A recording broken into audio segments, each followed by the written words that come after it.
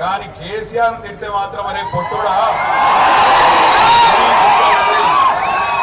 నేను చెప్తున్నా, రెండేళ్లే నీ టైం అంతా, రెండేళ్ల తర్వాత మళ్ళా గులాబీ జెండా ఎగురుడు పక్క. మొక్కుకో, ఎంతమంది దేవుళ్ళు ఉన్నారో అంతమంది దేవుళ్ళకు మొక్కుకో.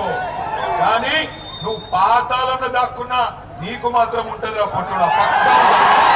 కేసీఆర్ అంటే మాత్రం విడిచిపెట్టాం, మా కార్యకర్తలను అంటే కూడా విడిచిపెట్టాం.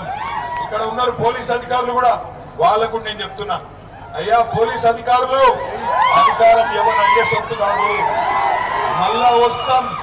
ఇప్పుడు ఎవరైతే నగరాలు చేస్తుండ్రో తోకలు కట్ చేసే బాధ్యత పెట్టుకొని ఉండండి, అతి చేయకండి. ఎమ్మెల్యే సీఎం వాళ్ళు వీళ్ళు కూడా చెప్పిన నాగమాగం చేయకుండ్రి.